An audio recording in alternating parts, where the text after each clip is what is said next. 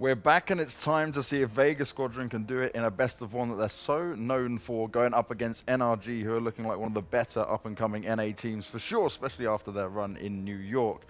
Duncan and Sean are joining me back on the desk. Now, this game, at least for starters, with Vega best of ones, it's like just a meme at this point. They somehow managed to pull off wins. Yep. They managed to upset teams across the board. Question is, NRG looking pretty hot across everything we've seen them in the last few months. So is there a chance for Vega here? I think there always is, because at this point in time, I think it's even a self-fulfilling prophecy. Like, to me, they themselves always think they have a shot in the best of ones. Yeah. And crucially, they've upset so many teams over the years that I think it puts like a bit of fear into the opponents. And so when the game starts going that way, they get a bit worried. Now, the weird thing about the fact that it's continued is, obviously, they lost their best player, May, to Gambit. They don't have the same lineup. You know, there was that famous stat that it had the same 5 players for like the longest time in CSGO. I mean, even back in the days when Na'Vi used to care about the CIS region and attend Starladder events, so a long, long time ago, a lot of things have changed since then. Money changes people. But anyway, but speaking of money changing people, CS money, not just skins, but future and money. And, well, the future's not Na'Vi coming to Starladder, but, you know, whatever. There'll be a future without Na'Vi. You know, Astralis is pretty good. One day, maybe. Anyway, NRG, you think they can win the game?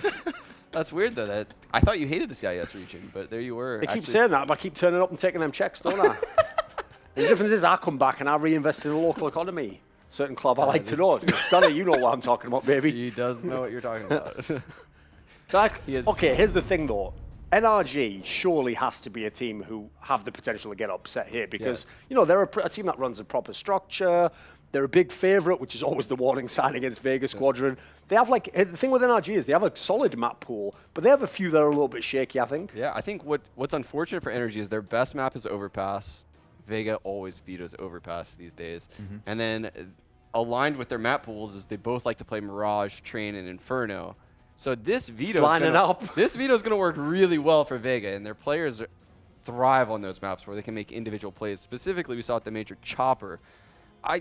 I've never seen someone just get so many multi-frag entry kills as he did in some of those best of ones. So I don't know how NRG is going to have to deal with that, because I don't think they've played a team like Vega, who literally seems like they don't care when they play.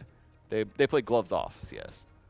It's a very good way of putting it as well, because when you look at Vega, right, look at their online history of games they've played since after major to lose every single game. But you could expect them to come here and be able to land and just go, oh yeah, we're going to catch NRG on their bad day. But what can NRG to kind of counter this? Well, the good thing about NRG is they are like the more fundamentally sound team. I mean, that is supposed to, in the long run, win you the games. It's why, even though Vega Squadron get the upsets, they don't get through to the legend states of the majors. They don't win tournaments. You know, the upsets come every now and then, and when they catch the perfect storm, it looks amazing. But there's a reason teams don't play that style, because I don't think it's replicable, actually. I don't think you can do that in the long run, game after game after game. So the question is, are you going to be the unlucky ones this time around? You see here, the number of maps they've played in the last 3 months is actually a disgrace, to be honest. Like, this is a good example of why the Legends system doesn't really work, and the whole system of inviting teams back to the major. Because what have they been doing in the meantime? Just sat around waiting for the next major to happen. Yeah, it's kind of fortunate for them that the way that the stages worked out, in the fact that, I mean, they don't have to show that they have a weak map pool a lot of times in these best of ones. And you can see, like, they've hardly played Dust 2. Nuke, Cache. These are all maps that Vega Squadron rarely ever plays these days. I guess they did have a Cache game against Liquid at the major, but and they actually played pretty well, to be honest. But you can see NRG is going to instantly ban Cache here. Yeah, I think that's what actually happens as well, is teams who either didn't know Vega Squadron or just didn't care, also way too many times let the map be a map like a Mirage that Vega Squadron wanted to play because they thought we're way better than them anyway. So I think, if anything, that's where NRG should be able to get the edge. Push them towards something they're not as comfortable on. Pick one of the ones that's a very strong map for you. Like, I'm already thinking some like Train potentially is coming up as we get down there. So I think that's one that NRG might like to play. I think Dust 2's obviously in the mix, right? I know Inferno is NRG's probably second favorite map behind Overpass. So they're probably thinking that Vega wants to go towards Inferno. I actually think Vega might pick Train. We've seen them play quite a bit of Train. I think they've had more success on Inferno.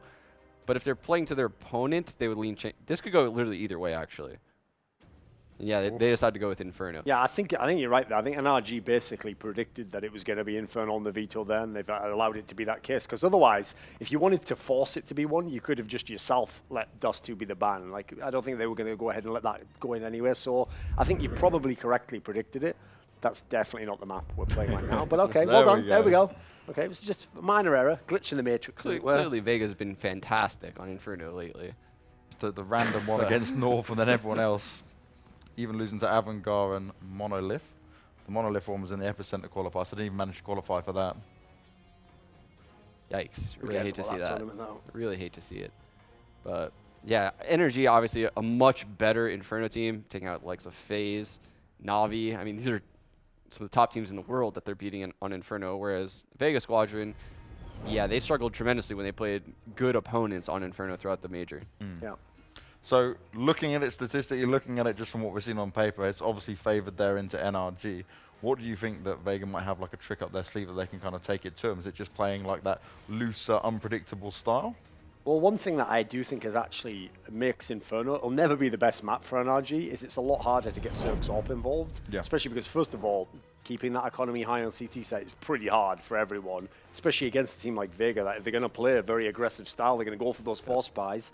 And then, on the other side, like a lot of the setup for NRG is they actually set Cirque up to get his kills. They create the space, they cover all the angles, they use the utility, then he takes the op duels. You don't tend to do it on this map as much. That's like overpass train type play. So I think you're going to see a lot of like 5 rifle play from the guys from Vega Squadron. I think it's now on people like Ethan, Breezy. These are the guys I want to see have the big performance for NRG. I agree. I think Ethan and Breezy are going to have big games for NRG, which they typically do actually when you watch this NRG squad. Inferno, yeah, isn't a very good map for Cirque because, like you say, typically gets smoked off at a lot of choke points.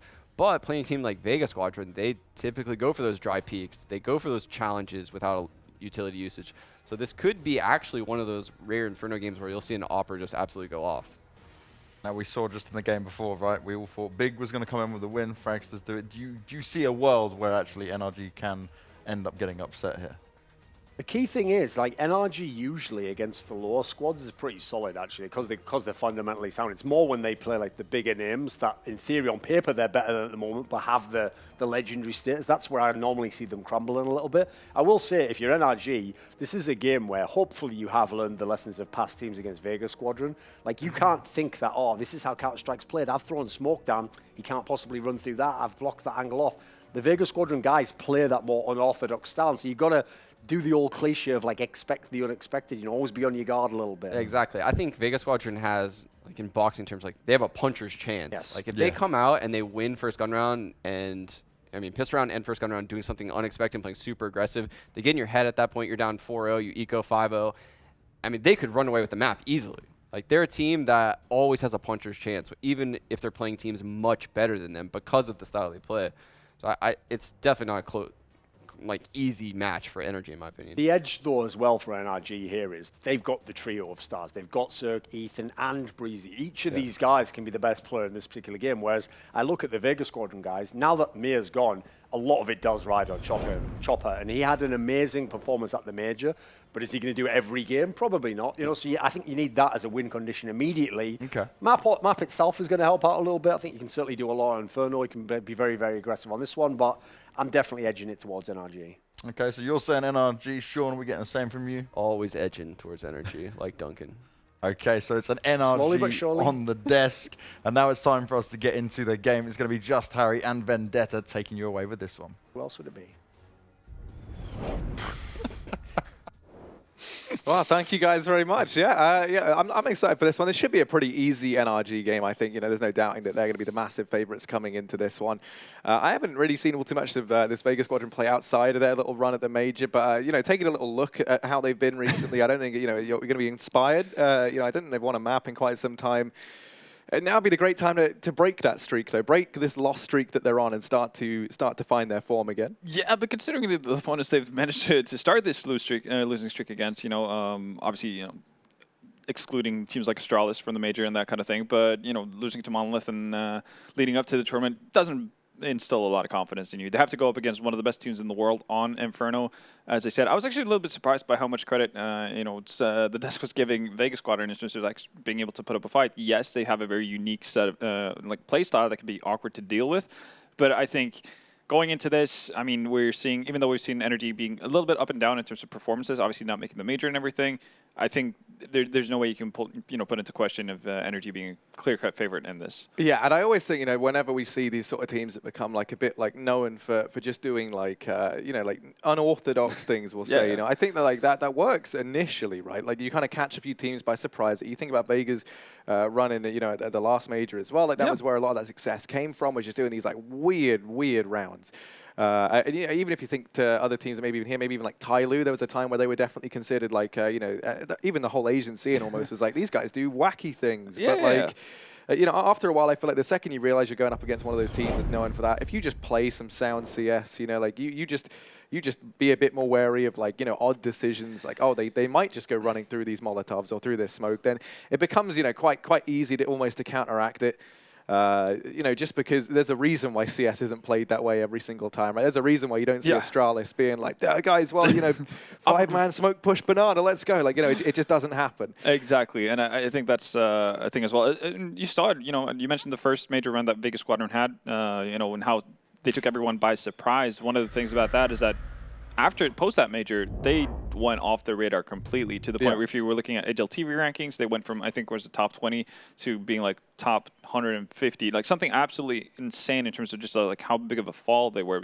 Partly because, lackluster activity just in general, but again, when they went into, battle, they didn't do too well for themselves. And judging from what we saw, the first couple of games they've had after the major, hasn't been really uplifting either. So I'm thinking NRG should have a really, really easy time with this. I think certain players on the side of Vega Squadron during the majors, like Chopper, as good as he is, did overperform for the better part of their maps. So yeah, rough times ahead for Vega Squadron, I think. Yeah, well, the pistol round already looking like it's well and truly underway. We have JR buying the utility, the rest of the guys just with armor. Dap's going to be securing the fuse kit over here for NRG, but it's a pretty standard setup early on. Hoochie will be taking this fight over here towards Banana, and he does actually find that first kill onto Fugly, so NRG looking maybe to try and make this a bit harder on themselves than perhaps they needed to. They've already forfeited this early man, and now pressure's really going to fall onto Breezy and Ethan, but these are kind of two of the names that you'd want over here towards this A bomb site to try and hold back this coming tide of players. Breezy going to manage himself a quick double from down in the pit. Nothing else coming his way just yet, but he has spotted out Chopper, and he's cut him down. Breezy is on a tear, and oh my goodness, no one can stop him. Finally, JR's going to step up and get the job done. But it's a 1v2, and you've still got Cirque and Daps left to try and overthrow.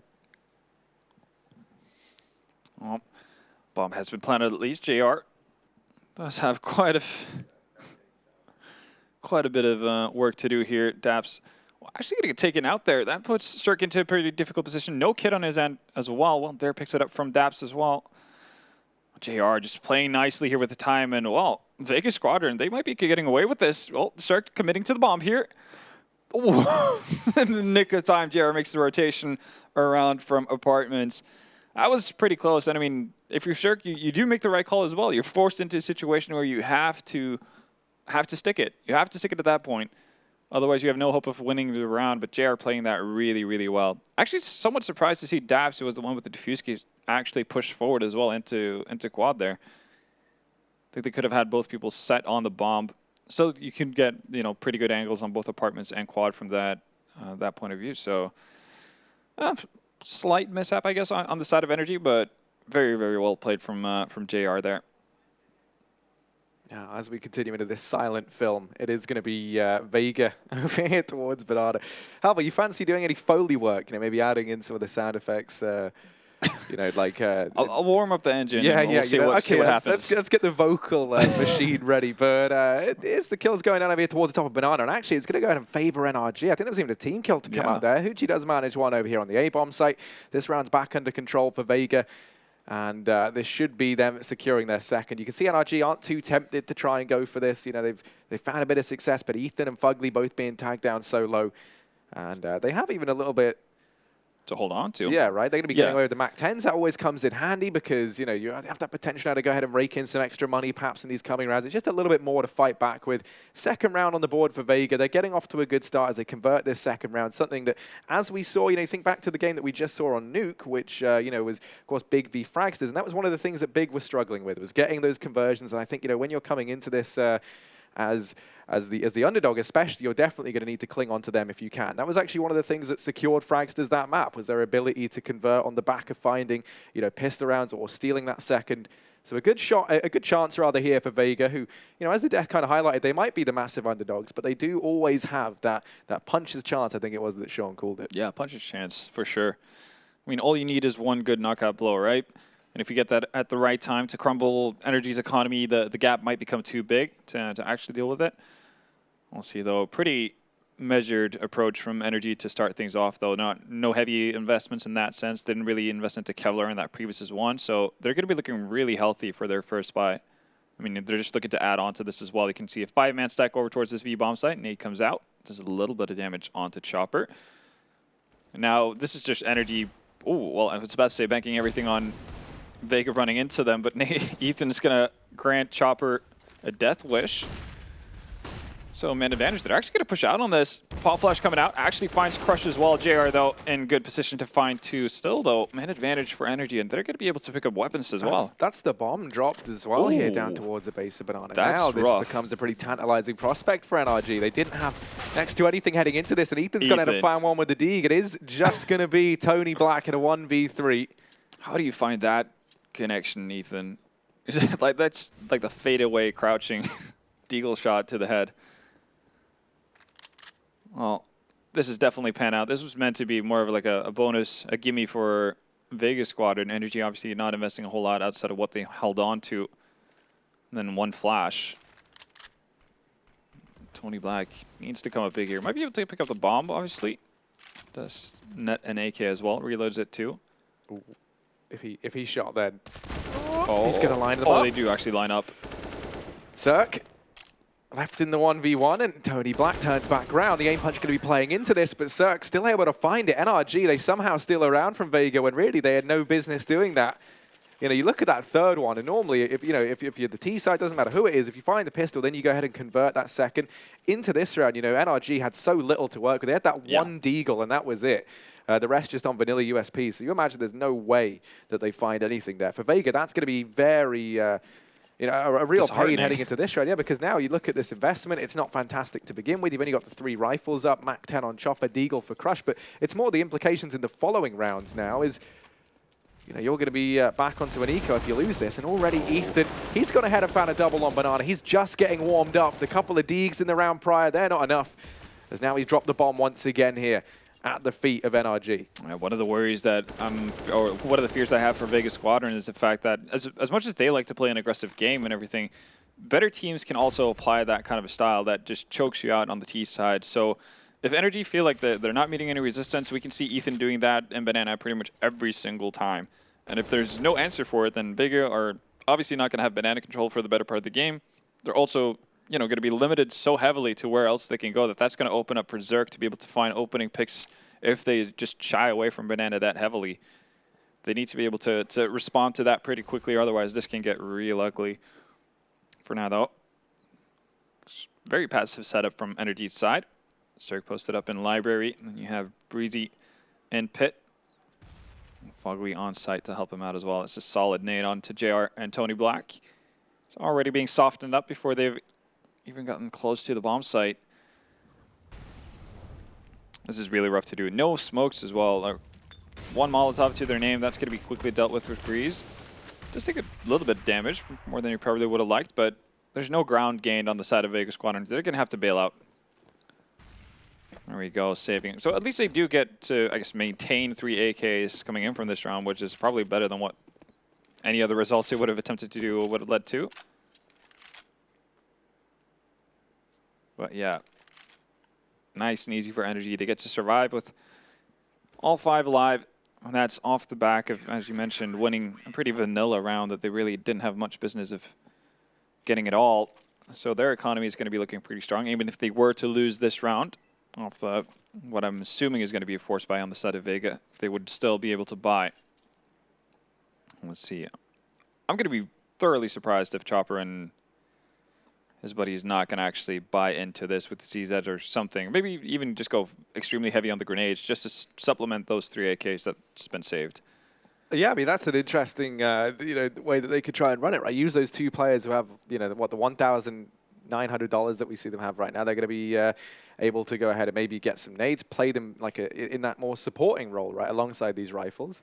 Definitely still in with a chance. The headphones have come off, though, which is never a good sign. So we're going to try and get that resolved. But while we do, we can at least kind of take a look at how this has gone down thus far. It's still very, very early days. There's not a tremendous amount to talk about. But one thing that you touched upon, Halvor, was saying how the biggest worry with Vega is that other teams can go aggressive and they can just do it better, right? And they can kind of beat you to the punchline. And NRG, they're already showing that they're more than willing to do that. You think that they've just been throwing Ethan down banana. And that's what you can do with this guy. You can just, you can point Ethan in a direction, tell him to go and kill, and he'll get the job done 9 out of 10 times. It's going to get even scarier as we continue into this game and we start to see things like the AWP board out for Cirque, right? Because suddenly you have him in this position where he's so versatile, you can just leave him at the top of banana, have him lock down that portion of the map, and then you look at Vega, you're going to need someone to step up to try and actually contend with that.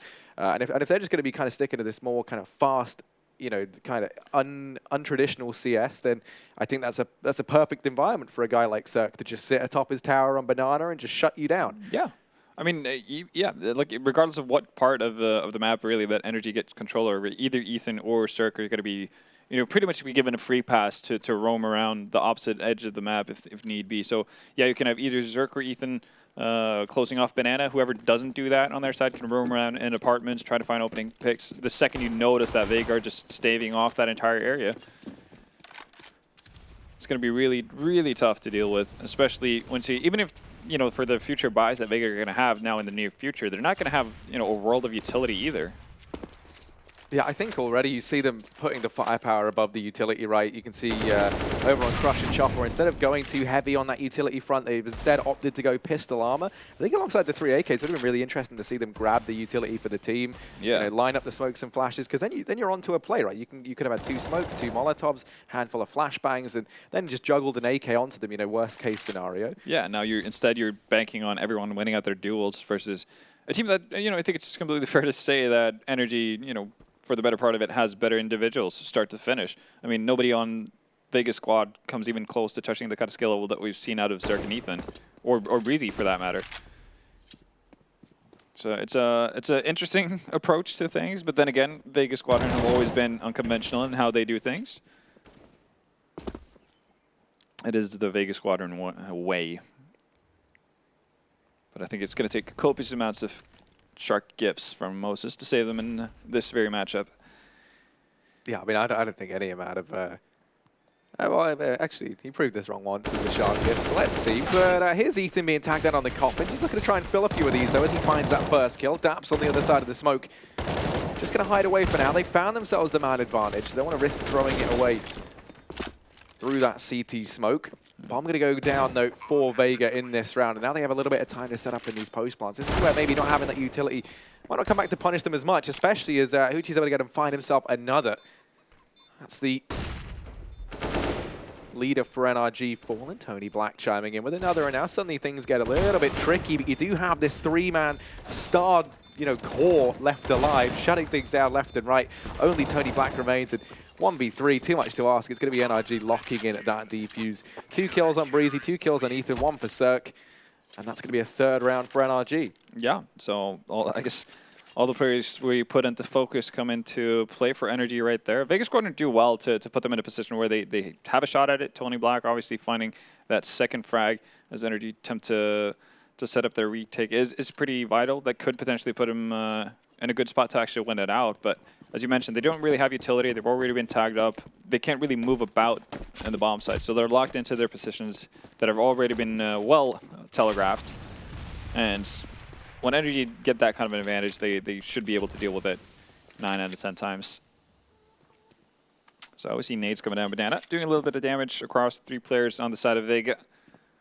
JR seeing if he can find anyone straying off the path. This time, though, NRG has decided to give up banana control completely. It's going to be Dabs taking initial contact from Schools. Actually, Jared trying to be cheeky with a bit of a pre-fire. And again, this is just a bait. Already managed to get 1 Molotov out of them, but does take some additional damage, though, for that. So any kind of pressure that they had towards B is gone now, and Breezy, I was about to say going to deal nicely with that, but does get taken down by Chopper. So that's an AK given away. Still, though, no Kevlar to speak of on the side of Vega, so aim punch is going to be a factor throughout this. You can see the setup on site as well. Kind of like a unorthodox yet typical crossfire from Fugly and Cirque. Still, I mean, things look reasonably good for Vega here. Now they look even better. It is just Fugly left alive. He has to go huge as he's the only man inside of this bomb site. And now 1v1 Bihuchi is going to fall. The bomb plant can come in here for Vega.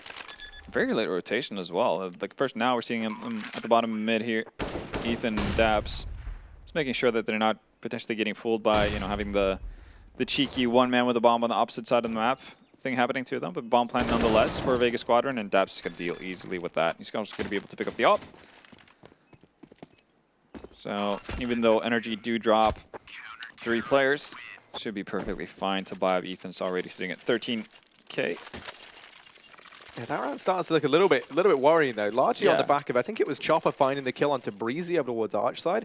Because suddenly, if you're NRG, you know, you're very paranoid that they've started to wrap through CT, and you could see the reposition coming in on that B bomb site sort of midway through the round. And I think that's why those rotations take so long to come through as well. You know, very, very dubious that maybe, you know, it was all a ruse anyway, or the bomb perhaps is. Yeah, somebody could still be around. Yeah, right, just still waiting in CT. I think that's also where you see the banana rotation come in, just to try and dodge that fact. So Ethan, well, it's been open season for him over here on banana. He's been shutting down guys left and right. This time, though, he does lose Daps, his bomb site buddy, but sadly, trades out straight away if you're a Vega Squadron fan. He's going to go ahead and continue to open things up for NRG in this round. Now they just smoke it off and play a little bit more passive in towards that B bomb site. Issue for Vega Squadron is the fact that they do use, you know, fair amount of utility. They also commit 2 players to taking banana control, but they're completely shut down every single time they've tried this. Right now, you have to start from scratch. They do have lots of utility, though, remaining on the 3 players on their side. So any sort of B execute that they want to set up for, that's going to work swimmingly. NRG have also opted to leave Ethan as a sole defender over towards B, and there's nobody even playing like a halfway rotation over towards that site. So Ethan needs to come up massively, and he's also tucked himself in by second boxes here. No, first boxes. So he's very limited in terms of like where he can actually move. Oh, but they're actually going on contact. They're going to smoke the second chopper moves forward here. Ethan needs to find multiple kills here. Just does find 2.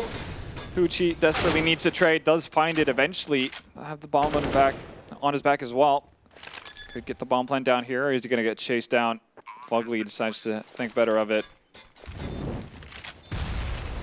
Playing the high percentage plays here. Tag damage through the smoke as well. He's got a lot to do, and 2 players coming his way. It's Fugly and Cirque. He has managed the first, but doesn't get the read that Fugly's there as well. The trade comes through, and that round 1 all on the back of Ethan. 4 frags.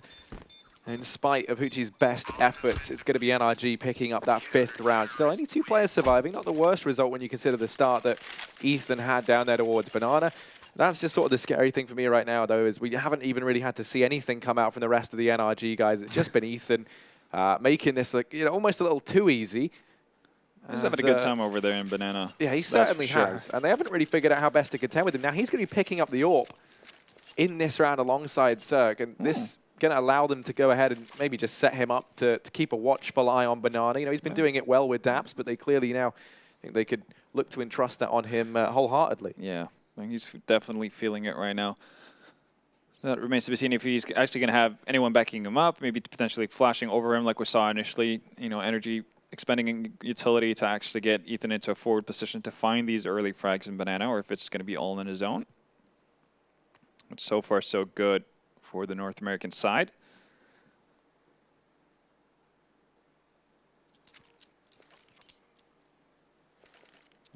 Vega yet to really showcase what they've been able to do. And one thing that is a bit concerning, and I guess it does fall you know, within the category of play style that they have, is the fact that they were, obviously they couldn't know that Ethan was the sole defender, but they didn't use a single Molotov to actually take that bomb site to clear out angles. And what the position that Ethan uses is definitely one that you can Molotov out pretty easily. And well, here we go. Vega haven't been able to get banana control, so they're probably, you know, logic would then tell you that they're forced to go towards second mid, and that's what Dabs is going to take advantage of. Nice. Pop flashes as well over from Archway there to help him out, and that's Again, nightmare start for Vega Squadron. Tony Black far up in apartments here. Not really a whole lot he can do. I mean, if he wants to push forward, there's nobody to trade for him. If he dies, any sort of information he gets, that going to get outdated pretty quickly as well. For right now, it does feel like Vega Squadron are kind of just second-guessing themselves, not really being completely sure as to what they want to do, but they've come to a decision. They want to set up for a execute. They also still have one player over towards Banana, though, to keep any sort of rotation in place. But this is where you see the issue that you highlighted. The fact that Ethan has that second off now, he can hold B alone. So there's already a 4-man defense over towards this A bomb site. And if I'm Vega Squadron, I'm not sure how I'm going to deal with that at this point. Yeah, I mean, I don't think they are either, Alva. I think that's one thing that you guys could agree on. And they're going to be, they're going to try and smoke off Library. Now, luckily enough, that is the right decision to make. You can see that's going to force Cirque away. Not if they do wrap this man out towards Long, though. They decide against that. And smoke's now raining in. Breezy and Fugly with this crossfire inside of the pit. Now, usually you only anticipate 3 players to be here, so there is that X factor as well. As they find these kills, they might not be ready, but it doesn't matter because the kills aren't coming in anyway. It's a slaughterhouse in towards this A bomb site. And in the blink of an eye, there's only 1 man left, and that man is JR. He has the AWP in hand. He's going to look to try and hold on to it. And NRG, they let him get away with the AWP. They win the round. 4 players staying alive. Money building up as well on this CT side. That's always something to worry about. For Vega, their whole economy not really given any chance to blossom. They can get a buy-in here, and saving that AWP forward at least means they're going to have that to work with. But as you take a look at the scoreboard, you can see why this is such a dismal affair. It's Ethan, Breezy, and actually Fugly right now up toward the top end of that spectrum, but largely Ethan being the real man of the hour. Yeah, no, he really has had the most impact. There's no doubt about that. Key rounds, first buy rounds, that kind of stuff. Coming up with crucial kills. Well, if you're Vega Squadron, you need to find an opening, but the question is where. You haven't found success anywhere on the map so far. Once weapons have been in the hands of NRG. Ethan, again, left alone. He's not going to stay put, though, towards Banana. It's probably for the better. So we see Chopper and Crush combining to tower over that half wall in Banana. And even though we did see, like, obviously it's a pre-planned execution from Vega Squadron that they do in that 4v5 scenario, they really struggle to find any sort of openings. NRG are not necessarily getting out of position by the smokes that are being put down, or, you know, completely matched out. So you'd have to imagine they are kind of racking their brains in terms of how they're actually going to find an opening towards a site, when, especially when NRG are playing so passively as they are. They're not giving up anything at all. Yeah, that's sort of been the biggest issue for Vega. They trying so hard. They're getting control of the map as well. You can see once again they're out in top mid, and 30 seconds after, Uchi's even been allowed to push in towards the actual bomb site with just Breezy and Fugly locking it down from the pit position. But this time it might finally come back to punish them, as Vega, they've sprung out. They found themselves 2 kills. That's onto Cirque and Breezy. What 2 heads to find, and Uchi's going to continue. He goes out and drops the man down in the pit. So Daps and Ethan, as good as this dynamic duo has been in towards the B bomb site, at 2v5 is asking far too much of them. So they're just going to look to try and save, play things conservative. You know, we've seen them win far more with less, so anything they can take as a bonus into the next round with them is going to be worth its weight in gold. Absolutely. And for Vega Squadron, that's a bit of a confidence booster as well. Seeing that they do actually bleed. Finally, it took a while for them to actually get through that defensive energy once they found weapons, but Tony Black and Hoochie still eliminating Breezy and Zerk rather quickly to get control over that bomb site. So well done. It's going to net them a 3rd round on the board. As you mentioned, staying alive with all 3, that's going to do wonders for their economy. That was struggling a bit, and it's extremely important considering the fact that now they do actually have reset that loss bonus. So if they were to get reset at this point, they need all the money they could scrape together. And considering everyone survived, they should actually be able to get 2 buys in a row, even if they were to lose.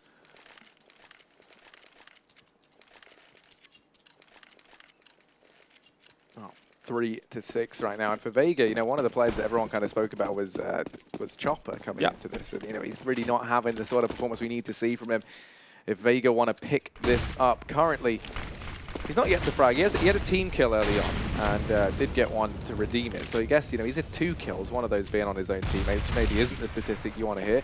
Early on, once again, NRG going to be focusing on this banana control. They've taken Ethan off of the AWP. He's back onto the trusty M4, and he's been doing work with it here. Over towards banana in the past. Daps looking like he might try and set him up to take the peak as Ethan's still lingering around by the half wall. There's the flashbang from Daps, but it's well dodged by the players on banana. There's Chopper springing to life just as we speak of him. Rotation already coming in from Cirque, so there is going to be an AWPing presence here. The Bulgarian Bloodhound looking to try and sniff these players out on banana, but hasn't seen anything just yet. Pretty hefty rotation from Energy here, not only bringing Zerk over, but Fugly's joining suit as well. Oh, missed shot there. Could have been the end of Chopper in that round. And weirdly enough, you're not seeing a whole lot of activity from the rest of the Vega Squadron members. It's Chopper pretty much being the only one to make any sort of noise. Nobody really moving over on the opposite side of the map, and they're actually going to commit to this with Chopper. He's going to go down, and now we see the rotation back towards A. Breezy, you have a ton of work to do here. Yeah, you almost said this is not going to be a walk in the park for Breezy. He's going to fall at the first hurdle, and once again, it's Hoochie to open up this A bomb site. He's been fantastic at exactly that. Some teammates getting a little bit carried away there, trying to mow down Crush.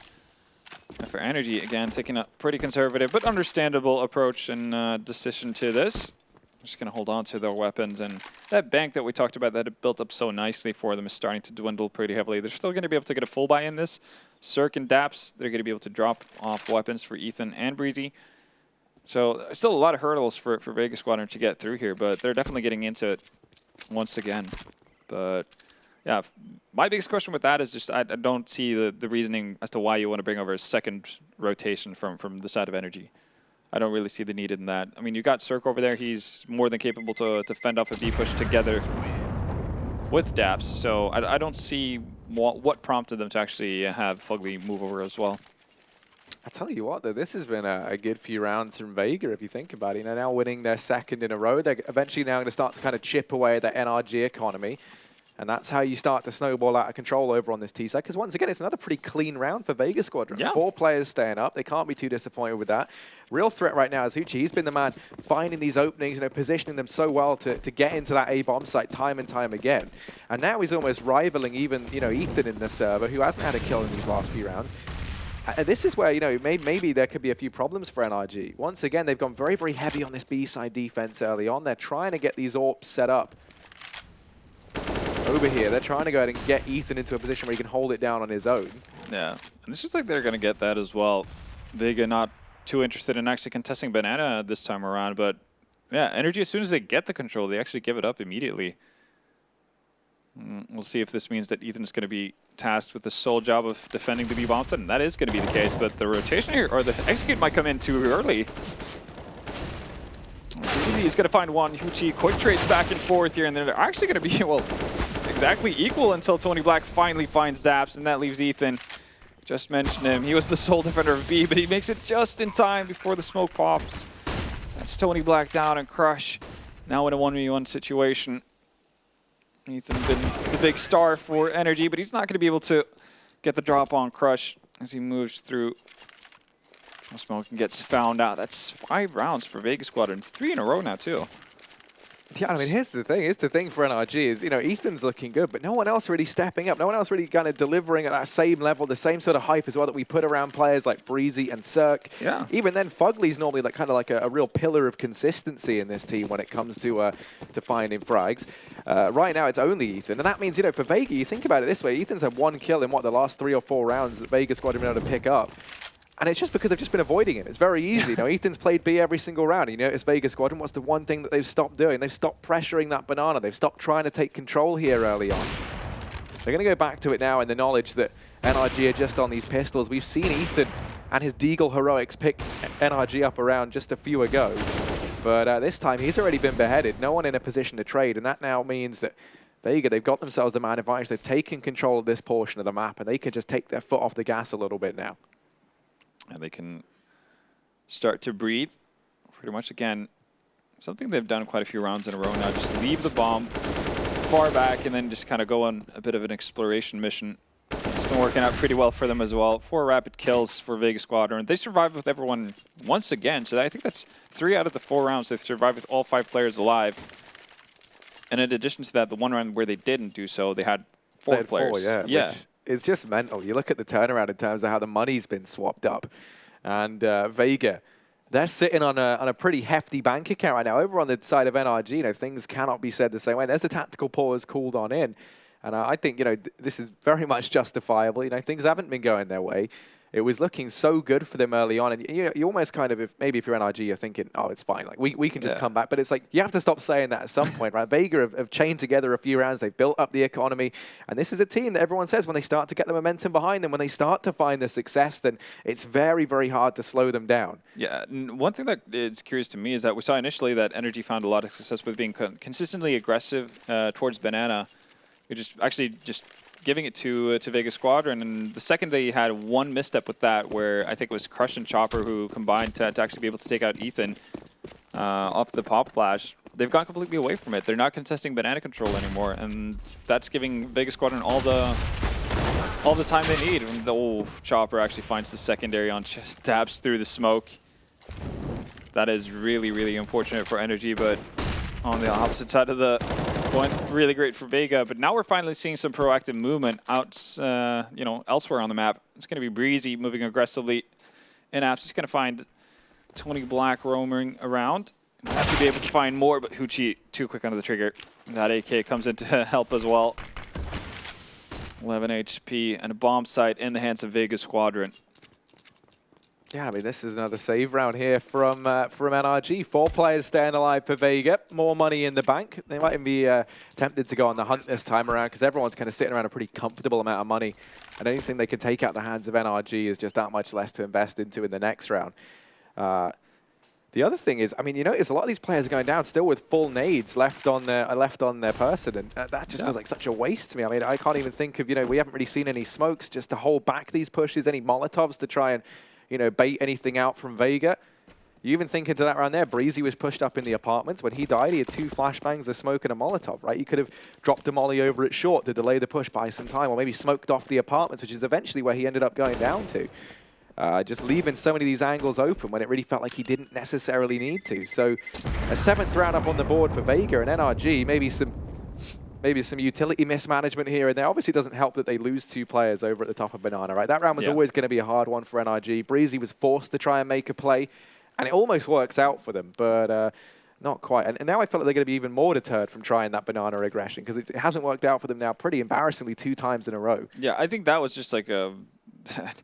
less than optimally played from Ethan, and Chopper didn't. He didn't even realize he was going to get the second. And this is the thing, like that's why if I'm NRG, I'm not feeling too deterred about going back towards it. I mean, you found success with it early. You haven't been that great at actually playing the passive game, allowing Vega Squadron to get too much map control. Your reads in terms of how you've rotated over hasn't been too great. So you can definitely go back to it. I mean, stuff like that from Chopper doesn't happen every day. And that's kind of what you have to hold your head up towards to. And like that's what you have to realize that is the scenario. Chopper's not going to get those lucky shots every single day. Instead, we're going to see more of the same from what we've seen when NRG have given up banana control. Set 2-man squad, Chopper and Crush to get banana control. What they do with it, though, obviously that is one thing that Vega Squadron have been good at actually changing up, whether or not they decide to actually commit towards the B-bomb side or actually move over towards 8, but they are giving pretty much every path available to them without too much resistance. Here we go, though. Ethan, wonderful connections with the spray, finds 2 players as well. So even though Tony Black does find Cirque on the opposite side of the map, it's not going to give them any sort of bomb site to claim. JR and Crush, they have to make another go of it. Smokes are down once more. And apparently there's a gap there for Ethan. It's going to punish JR as well. So Crush down to 20 HP. I think you're asking a bit much of him if you want him to win this back for them. Yeah, big turnaround. Once again, it's Ethan, the man, to go ahead and lead that charge. 16 kills right now in the server, but those were his first in a while. Make no mistake about it. He had a fantastic time early on. It feels like in this recent string of rounds for Vega. He's definitely been struggling. That's because we've seen him in the retake so many times. So they're going to take the lead back at the very least. And preferably, we'd like to see them actually close out this first half as well. By no means easy by default to play that T side on Inferno. The one thing that might bode their way a little bit more is just Ethan kind of holding up this team right now. So having him on the T side, you can at least have him be the man to open up the bomb sites, be the first man in, keep racking up the massive body count that we've seen him. Definitely so.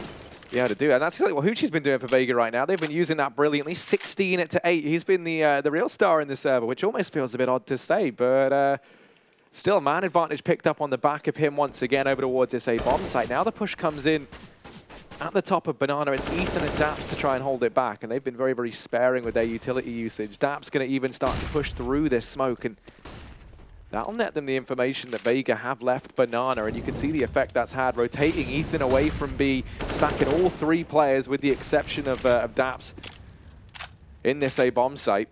Our rotations are coming in now, though. Let's see if it's in time. Ethan, is he actually just going to dive through the smoke here? I just have to think better of it. Well, it seems like Vega's also taking a step back. Maybe they want to go through Rap side here. They do also have that venue of going up towards Banana. You can still see Crush hanging out over there. Utility still available for Daps, but A defenders here don't really have anything to hold them back with. There we go. Daps finds the frag. Cirque also combines to find 2 players, but Tony Black, immediate response. Bomb goes down. Daps in a 1v2. As mentioned, he does still have the Molotov, but unfortunately for him, tons of spots to actually use it for, and, well, not that many places where Vega Squadron players actually find themselves. They've gone really passive on this as well. Well, the man who's so often in charge of this team now tasked with trying to haul them in to a victory in the last round of this first half. A 1v2. Molly down in the pit. Daps time's ticking against him, and JR holding the angle. Bomb planted for him. Everything leaning the way of Vega in that round. 8-7 on the back of the heroics of Hoochie and Tony Black at the very end. They actually win out the half on this T side. And now moving to the CT side, the question becomes, not only can Vega Squadron keep this up, but can we see NRG, start to actually rebound here? Because right now they look like half the team that we've built them up to be. I mean, not even half the team. I thought this would be easy going for Energy, but you mentioned it a couple of times already. We've seen Ethan come alive, at least to start off the game, but nobody else really on the side of Energy have actually decided to join the party. Instead, we're seeing on the side of Vega Squadron, and I guess 2 of the more unlikely players on their side to come up big, and Hoochie and Tony Black have actually done so. I think the normal suspects would have been JR or Chopper, but they're definitely getting everything out of their players. Energy need to do the same if they want to bring this back. So into the second half we go. Pistol obviously going to be very important for both sides. Get that good momentum as we start the second half, and a very quick movement up towards Banana here from Energy. Well, they found themselves the first. Tony Black up on the boost. He is going to get one as he just fades away. So we're into that 4-on-4. There is still a chance here for Vega. The bomb goes down, and Tony Black, he's finding frags left and right. Cirque brought down at 13 HP. Man advantage up in favor of Vega, and they're already knocking on the door of this T side. Now, is that going to manage one of the chopper? What a shot that was. Crush. Over here at Banana, it's actually Cirque and Daps. Never mind, inside of the bomb site. Crush left in this 1v2. So much still to do. And not going to have the kit either, so he's got to be very, very quick on his feet. Cirque and Daps played that perfectly with a double peek there at the end. Immediately trade that out. NRG finding themselves the pistol here on their T side. And finally, a round going in the favor of Energy. It's been a while since they got one of those outside of the second to last round. And as you can tell, the loot bet odds still favoring Energy. And I mean, until the game is over, I'm still going to believe in Energy to win this pretty much. It's going to you're going to have a hard time convincing me of otherwise. We'll see though what the Degon JR can do, or potentially the 3ZZs. Also a scout in the hands of Crush. A couple of smokes in there as well. Just a little jab at Daps, taken down to 57 HP. He's going to have to hold up for a little while. We'll see. Oh, JR escapes with his life, and Breezy now is taking had a bit of a run-in with Crush's scout. So, somewhat significant damage being done to Energy already. But they have been giving map control. So Banana is theirs to own. Smoke comes down. Bomb's not picked up yet on the side of Energy, though. So no real signs of any sort of commitment from their end. Daps is like white peeking pretty heavily there in those situations, and JR just happy to continuously move through that smoke. Another one's going to be put down once more, and actually Ethan's kind of been left alone. Still going to work out for them as Stark moves through. JR finally connects onto Ethan through the smoke, though, but they've made it onto the bomb side. Bomb's still down, though, and here we go. Bit of a boost in. Oh, Stark knows what to expect there. Bomb goes down and is tagged up as the players on Energy side is. It's going to be really tough for Hoochie and Chopper to actually get anything done. They've kind of just admitted to the fact that they're not going to be able to get a whole lot with them going into the next round outside of what they already have in their hands.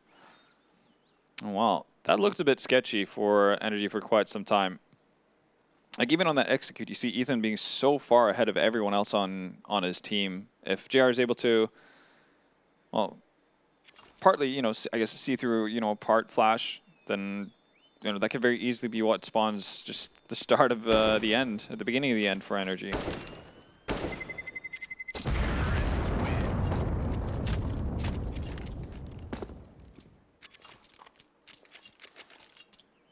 Well, this should at least be an easier round for NRG. A little bit of breathing room in this one. The two pistols were carried forward, of course, by Vegas. They're going to have that to work with.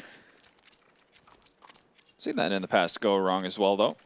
If we roll back the years to the previous game. Yeah, I mean, I don't even want to think about that round, however. It was something special. In previous half, even.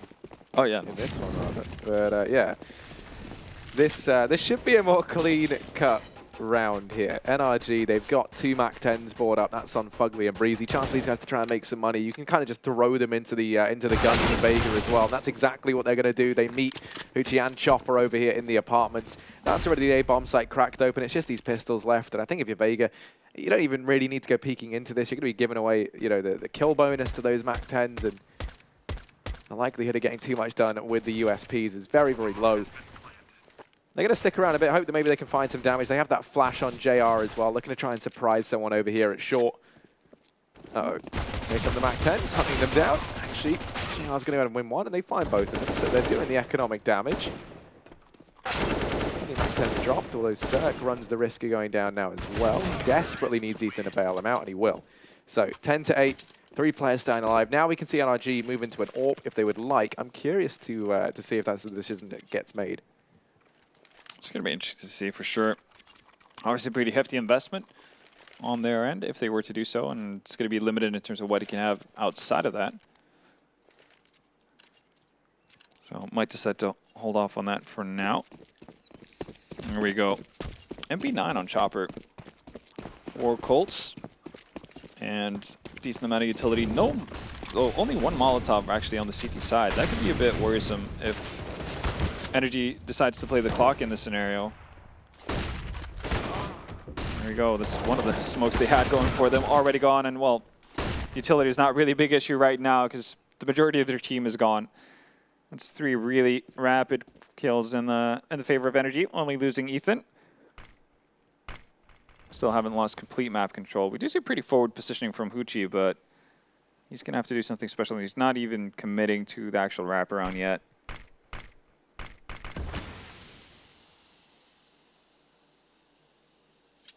And over here towards B, I mean, it is just that one man. It is just Tony Black. He's gone ahead and fallen back through the smoke in CT. So as they clear this out, as Cirque spearheads the charge, he's going to get all the information. This is clear.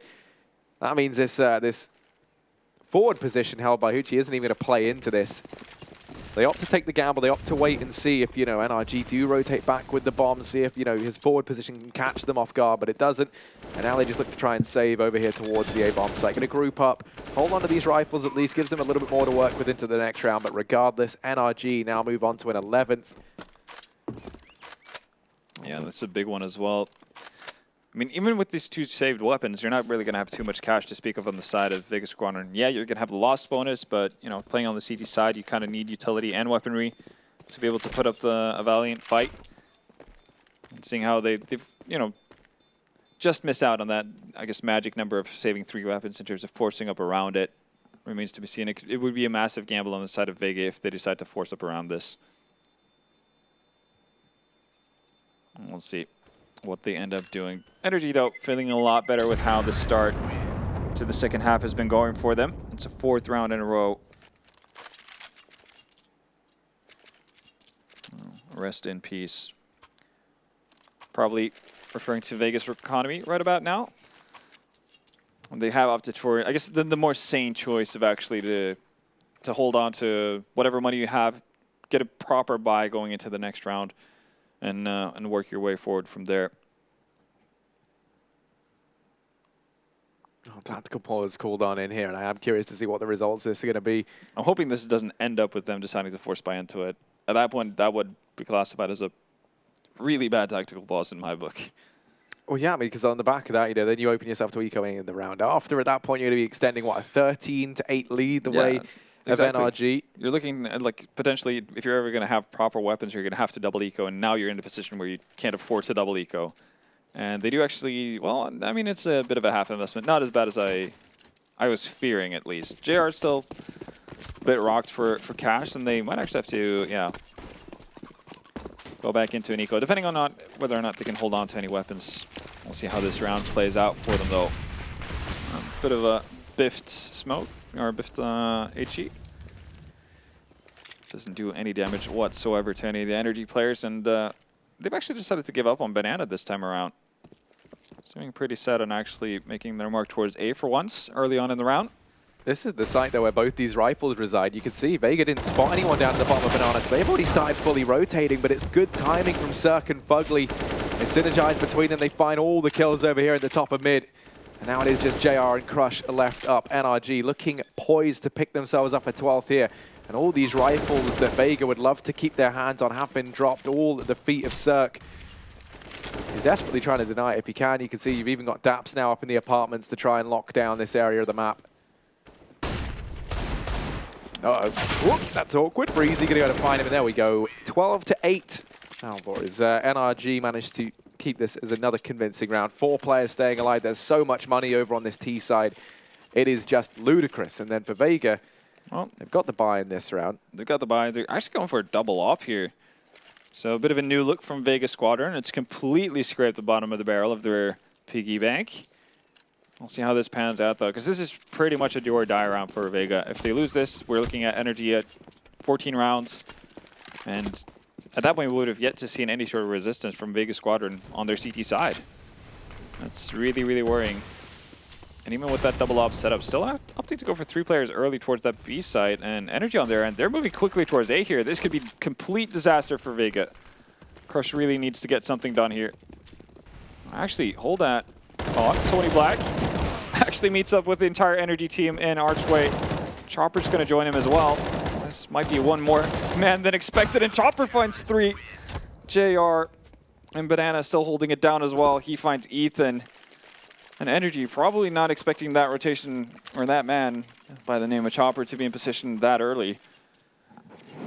Talk about being a round saver right there, because that was really looking like it would be going straight to, well, a dark place for Vega Squadron. Yeah, but they found their glimmer of hope, and that all resided in Chopper. That one round there picked up 9-12 now for NRG. Still yet to really get to see these double orbs do anything as well. Over on the side of Vega, NRG have got the orb back in Cirque now. He takes it over here into the apartments. Uchi's got aggressive, but Breezy does find the 2 players pushing on in.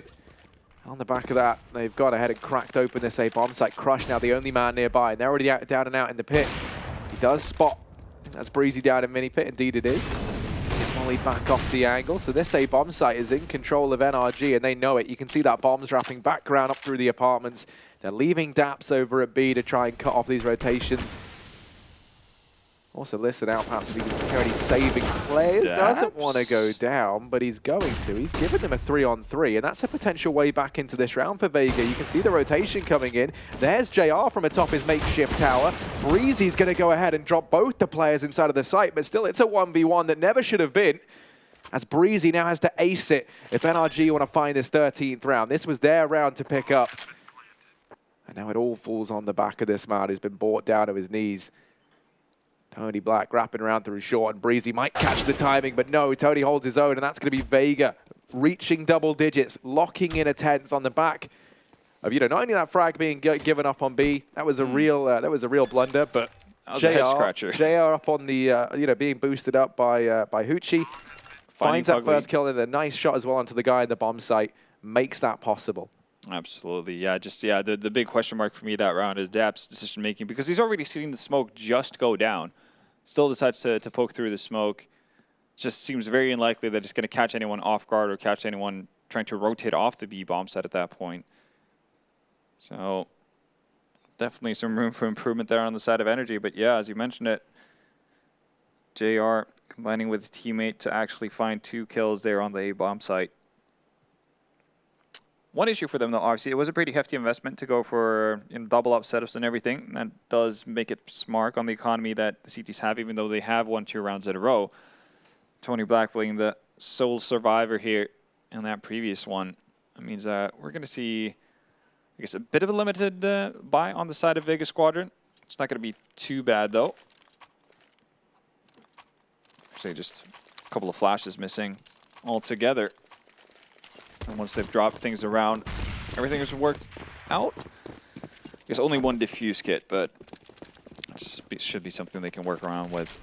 On the side of Energy as well, they've got all the utility and nades they need, but they're starting to lose members here. Dabs with a quick return after Chopper finds Ethan. I'm liking to see that from Vega Squadron as well, this time pushing aggressively in Banana. Last time around, decided to play more of a passive approach. Again, eventually ends up giving up Banana control. They have boosted up Tony Black. JR still holding that corner with the op, if anyone were to peer in. But if the last couple of rounds have been any indication, Energy have felt pretty okay with going towards that A bomb site, but instead, they're going to be taking their entire forces over towards that P bomb site, and oof, look at that timing. I have Tony Black dropping off the boosts the minute Energy are closing in on this B bomb site. Now this leaves all the pressure onto JR. He has managed the first kill. Players coming his way. Has the incendiary as well that he could look to try and drop, and he's going to throw that in now. This delays that push even more. JR holding close. Quickly assembles the boost. It's Tony Black up there. He's going to go ahead and continue to lay down the pain. NRG with just Cirque and Fugly left up have to get this bomb down, and with Vega knocking on their door, that's not an easy task. JR, well, his name might spell Junior, but he's got to try and be the big man now. Cirque. Not going to face off against him, but 3 players about to breach on in from this position. A missed shot, uncharacteristically so, and now it's Fugly. 1v4 required, and while he does spine 2, which was overachieving, if anything, it's still going to be the Vega Squadron finding the round, an 11th to their name. And that economy that was once bustling over on the side of NRG has been not quite, entirely degraded down yet, but it's getting there. Yeah, it is certainly getting there. Still, though, odds in favor of Energy. I think those are even better odds than we saw a minute ago for NRG when they had more rounds. So no, well, they are in the lead, I guess. So you give them that, but it is a bit worrying when you see the executions. Again, very well played by JR though, because he loses his teammate there, like in terms of holding off just a straight defense. As Tony Black rotates off, the second they actually make it in, gets a little bit lucky with finding the timing on the shot while flashed on one of the members trying to push in from Energy, but Energy just bungles that push completely, just not having a smoke in such a long time, which allows for JR to get shots off, actually put down a Molotov once the smoke first comes down, and pretty much prevents anyone from Energy ever making it onto the bomb site in time.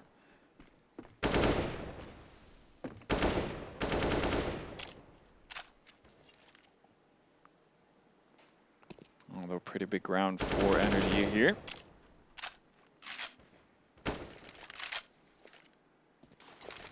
Again, extremely slow approach.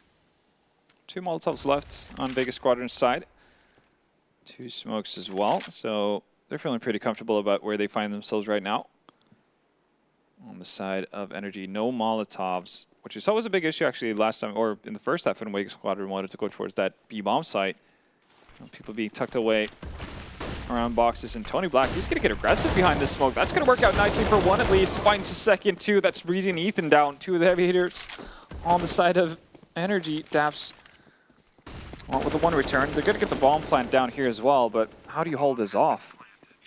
Yeah, this is not going to be an easy feat for the 3 remaining players up here on NRG. Especially as Hoochie wraps up through Banana. Now Daps is holding it, but there's no one nearby. If Daps goes down to take up that position, that is where the bomb is planted for. So if Hoochie can win this out, that's where this round can be made or broken. Clock ticking it down. The rest of the guys coming in from CT and Ruins. And there is Hoochie winning that fight over Daps. This could be the turning point. This could be where Vega find their success. But Cirque chiming in with 1. Fugly going to drop Hoochie, and now it is just JR left alive. Orp in the retake in a 1v2. Certainly not what you want if you're him. And he does manage to exit for the time being. He's been able to stay alive at the very least. But NRG finally coming in and finding a round. It's going to be their 13th. You can see the effect it's had there. Only Cirque surviving. Money is not great here for the T side. He's going to have to drop over to Ethan. Daps as well. Going to be relegated down to just an AK and a flashbang with armor behind it. Oh, swings both ways, though. You can see the buy from Vega Squadron. Not too impressive either here. Hoochie already deciding to go for a ZZ. And actually, whoa, this is very conservative from Vega Squadron. If that ended up being their full buy, then I'm slightly taking it back. Because they know that they have energy on the ropes here. They could definitely get a reset in there. They already have 1 op saved on JR. So there's room to work with here, but let's see what they decide to do.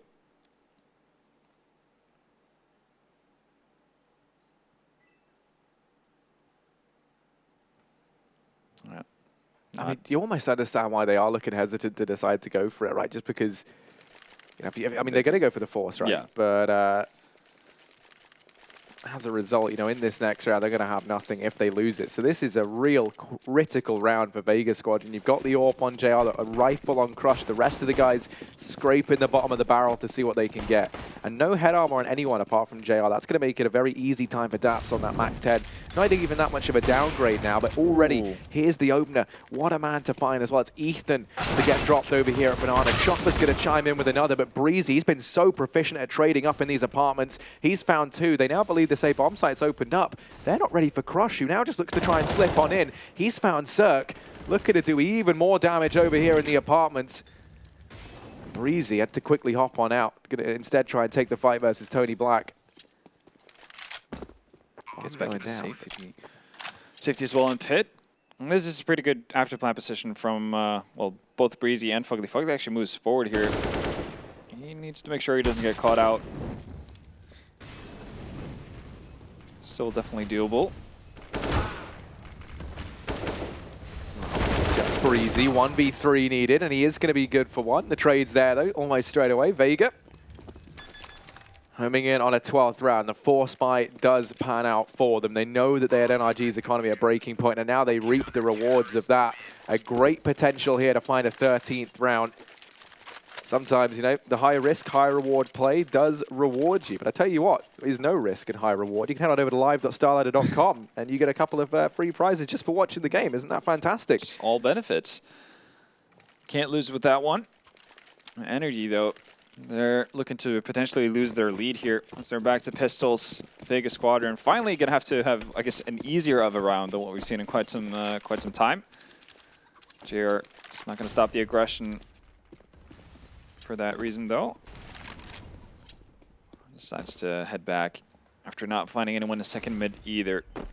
We'll see. 1 smoke, 1 flash on the side of Energy. They're just going to bank everything on these nades, it seems like. Whether they want to go towards A or B remains to be seen. Smoke fades in Banana, though. Seems like they might have their eyes set on that. Flash up there. Probably going to use that 1 smoke to smoke off the entrance here, and there's no rotation in time here, so Tony needs to come up big. Oh, gets stinked early. It's a lot of damage. Molotov and nade goes down. That's going to find Daps. But bomb plant is going to be in the hands of Energy. And Nice little pickup from Breezy. Well, this is already a good round from NRG when you look at what they invested into it. Now as well, sitting 4v4 with that AK thrown onto Breezy. He's been having the time of his life thus far. He needs to try and continue that, and ooh, through the smoke, going to do damage on the Chopper. That's enough to turn him away for a few seconds, but Hoochie winning out his fights on Banana leaves all this pressure on Breezy, but he's going to stand and deliver 3 quick kills, and Ethan now chiming in with another. Somehow, this round's turned against Vega. Breezy, an absolutely monstrous performance, 14-12. As he looks to try and haul NRG across this finish line. He knows it is no business being a closer game as it has been. And now he looks to be the man to try and get them there. Really, just that aggression, trying to follow up on the Tony Black, who gets dinked early on, is really what makes it for them. You can see how much work he gets out of that AK. He picks up, more or less, salvaging the round for NRG. And just like that, from being in a really rough spot to just having a full buy, easy as you like, and just to stay with so many players alive as well. And Vega Squadron, they just get sent right back down to the pits. Not the situation you want to find yourself in. JR, aggressively postured here towards Banana. He's got a deagle, so there's definitely some damage potential here. And he's going to leave a mark for sure. Doesn't actually catch the back of Ethan either. Still, he's going to go unchecked right now. Flash is there, and that's JR to go ahead and find Cirque on the opener. It's dirty. Orb dropped. He's going to linger around a little bit more. They're throwing the orb back, and Daps has gone ahead and thrown that out of the map. Important thing to notice. So Vega can't try and pick that up. And now they're setting up for this A-side take, largely on the back of just JR decimating them over here towards Banana. They do change their mind. I was going to say otherwise they've been forced in towards this A stack. Instead, back toward B they go, but Vega already quick on the rotate. Started to send Tony Black over here. He's going to join up with JR. I'm curious about how much of a committal this is from NRG. You can see 2 players still sitting around towards the middle area of A. I did say Vega Squadron pulled something similarly. So they show, well, not a lot of presence, but some at least towards that B side. Tony's not going to stick around though for too long. He's already moving his way back towards that A bomb side. So NRG might not be in time here.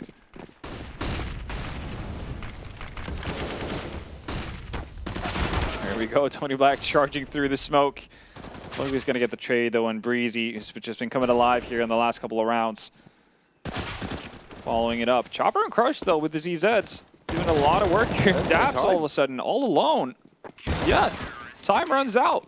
NRG indecisive as to where they want to go. That being just taken aback by JR's early pick there onto Zerk and not doing a whole lot with anything really for the next minute and a half. That's a terrible round to lose. That is a gut-wrenching round to give away. Also, Daps, important to note, dying after the time, I'm pretty sure. Now has next to no money coming in towards this round, so he's had to just go for the CZ and armor alongside Fugly. And it's such a massive round to give away because now, I mean, you know, Vega had lost that. They had no money heading into this one. NRG would have been at match point on, you know, versus a Vega with a broken economy. But now that they've dug deep, they've stolen a round back. Both teams fully invested in this one.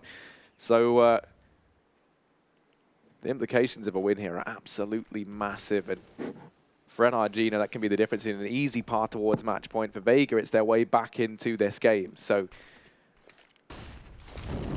much riding on the back of one round. Already NRG, they've gotten 3 players out into the pit, hopping out of apartments. No one from Vega actually keeping an eye on this. And this leaves Hoochie in a pretty terrible position. But he's made the best out of a bad situation, playing it around the pillar, separating these duels and finding the one-on-ones. Cirque comes in to try and trade, and it is going to be him and Ethan doing the damage.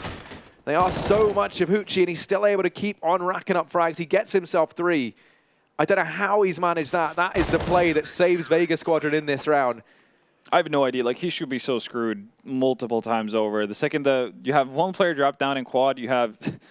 he has 3 different angles that he needs to worry about at that point. And he's able to get away with it unpunished for so long, to the point where he actually finds the 3rd frag as well. That's just NRG just dropping the ball. Obviously, massive performance from Hoochie, just from start to finish, being able to not wide peek too much, actually just making a lot of the right decisions in terms of how he approaches each and every battle he takes. But, I mean, NRG, you can't allow for that to happen. First, you bungle a completely unnecessary round just before, and then you follow it up with just not being able to punish on Chopper. Well, You can smell blood in the waters here. He's already aggressive with that MP9. Look at how much distance he's gotten already. 3 players already rotated over towards that B bomb site where NRG are slowly encroaching on. Molotov going to buy even more time. Chopper's just going to be having a field day with this. Yeah, I mean, this is... Well, there's just no way this round's going to pan out with the setup. 5 players on the B-bomb site. Yeah, I mean, shout out to Chopper there, grabbing the early information, allowing that to happen. Never get to see the MP9 player of the round, which always makes me a bit sad, but... Still the MVP in my book. Yeah, definitely. I mean, that was the play that wins that round there for Vega. Not that there was really too much in it for NRG. They've instead loaded all their eggs in one basket. They've waited till now. They've gone for this buy. They've put a lot of emphasis on it. They're going to have 4 rifles board up, pretty much full utility. Daps rocking a MAC-10 in order to go ahead and actually field that full utility belt. But in all these rounds that they've been losing, NRG, they haven't really felt too careful. They, if you think about that play from Hoochie over towards short, 1 Molotov would have just forced him out of the open. That's why it's such a hard position to try and hold off from. And they certainly had them. So this time, ooh, JR going to open things up through the smoke, drops Ethan, and once again, feels like he's been the first man to fall for a little while now over on the side of NRG. Yeah, you mentioned him. He had 12 kills within the first 5 rounds of the game, and he's sitting at 20 now, so he's slowed down significantly as the game has progressed. That's not really doing any favors for NRG as other players have woken up a bit, started to contribute. Ethan's definitely had a worse time of it. Right now, though, NRG are just really not getting anything going. 1 man down, Vega on match point. I did not see this game going this way, but Vega have definitely earned it. Still, utility in their hands as well. 2 smokes, Molotov in their hands. NRG are actually just going to walk it. You might not expect Crush to sit in front of the smoke here. Stark, though, oh, gets taken out. Not going to be able to find the follow-up, though. How did they actually move on to the bomb site at this point? Well, they still have to get past Hoochie, and he's been such an issue down in pit. They do manage to decapitate him, so we're into a 2-on-2. It's Daps and Breezy. The one silver lining here for NRG is that Breezy has looked fantastic in this second half for him. He's been the man making the difference, and now he's got to try and rise to the occasion once again, buddied up with Daps. Time ticking down. Vega Squadron, they're the ones on the clock. Tony Black still sitting with a smoke and an incendiary. They're going to be so valuable in this retake. JR creeping on in. Now in the 1v2, they've spotted him. And Breezy, once again, going to deliver in spades. He digs deep and he saves this game for NRG. 15-15. And another overtime, however. We are getting our money's worth of CS today. Definitely are. All the bonus rounds. I mean, I did not see it coming to this point. I mean, even when Vega was scraping rounds by, I mean, we saw such a strong start on both halves, really, from NRG that I felt like they were just set to actually run away with it time and time again. But we're seeing, first off, very solid play from Vega Squadron as a team. Also, the individuals in Tony Black and Hoochie being able to maintain the kind of tempo and pace they set for themselves in the first half, having that go into the second half as well. In addition to NRG just seeming kind of out of it. I mean, from an individual point of view, like they've had spurts every now and again. Ethan started off strong, Breezy, finished well. But outside of that, we haven't been able to see a collective on the side of NRG to perform really well. No, definitely not. Vega, it feels like the better team of players right now. NRG, it's been like a one-man show, which is if anything the polar opposite to how we thought this would go down. You look at this NRG roster, you look at that 3-man core of star players, and right now it feels like we never have 2 of them in a round doing exceptionally well. It's always been, for the most part on this T side especially, it's all been Breezy. Cirque having a few nice performances too, but even then, you're AWPing on the T side, you're going to kind of naturally see the AWPer struggle a little bit more. It's maybe not as viable there. And if you think about his CT side performance, I don't really think Cirque did too much worth mentioning. So really didn't, actually. Maybe like a double kill here and there. Pretty far spread apart. Definitely hasn't made his mark on the match that much. Even though you would imagine so, considering that he's somewhat high up in the frag total, but he's really not doing a whole lot outside of that. Just not the kind of impact we usually see from that player. This time, though, NRG And moving back after securing banana control, not too interested in actually moving in on this B-bomb site. I haven't really seen a whole lot of B-bombs executes from NRG in this game so far. I like the full carpet bombing of Molotovs and whatnot. I'm actually going to see a bit of a swap in positions from Vega as well. Maybe Crush moving over towards B. Ooh, and finally, we talked about it. Wanted to see some more impact from Cirque. He's going to find the opening kill onto Chopper. And look at the damage done to JR and Hoochie as well. That is significant. It's going to be felt as well as they both immediately going down. That's the bomb site in control of energy. And no real chance for Vega Squadron here to actually set up any sort of retakes. Too far apart, too far away. And Crush comes to the realization that he has no business being over towards that A bomb site. He's going to hold on to his Colt going forward. Let's join up with Tony Black and Banana. And for Energy, I mean,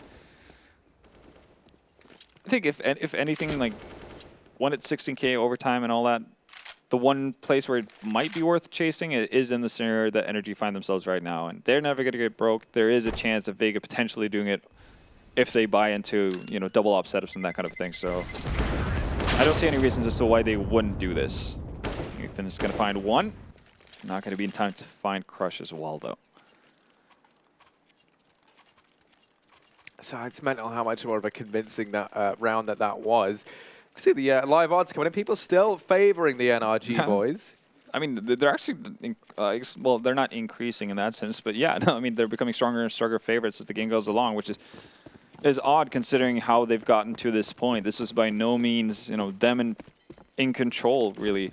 Outside of the initial spurts that we saw at the start of both halves, they've been struggling to really get things going once Vega gets weapons in their hands. Look at Chopper. So I'm aggressive with an MP9. This time it's going to be with a Colt, and that's going to gain some results as well. This finds Zerk, even though it's returned by Daps. I'll take that. Removing Zerk with an AWP from the field. Never a bad call.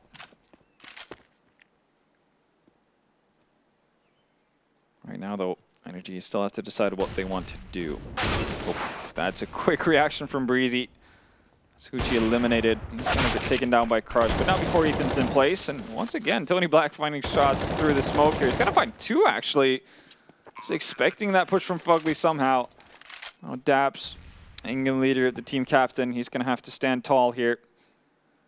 Tony Black pretty heavily tagged up as well. Just needs to find JR in that sense to really do significant damage, but it seems like they're grouping up here. Can't land. First elimination onto JR, so that means Vega Squadron, they're going to bring one right back here. Definitely pretty hotly contested rounds going back and forth here now. And Tony Black has to be said to be the hero of that. Yeah, I mean, I don't know how he finds that first kill, which is fantastic, but just through the smoke, he's able to catch Ethan out and then falls back. And I think it was Fugly pushing through the smoke over towards Long. You know, you understand you're trying to quickly get that trade off of him, you know, while you're not expecting it. You know, the two players probably going to be inside of that bomb site. But Tony Black reads it very, very well. And ultimately, Fugly giving away that man advantage, leaving Daps in a 1v2. And now, you know, all tied up 16-16. Oh. Vega moving into this double AWP setup as well. JR and Crush going to be donning them.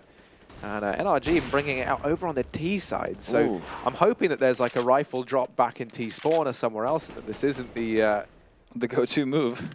Yeah, because that would certainly feel like really shooting yourself in the foot, but I would seem pretty desperate, no doubt. Ethan's going to move into Banana here, so it feels like he's fairly committed to this op as well. Might jump up on the wooden boxes. If he does, might get a drop on JR here. Oh, timing. Ooh, just with the shot to the left of JR there. That could have been a massive opening for them. Instead, it's going to be, Vega Squadron continuously being aggressive. Instead, the main opera of the team comes in to set some balance to everything. Takes out JR. Rotation already in place for Vega, though. You can see the boost up for Tony Black.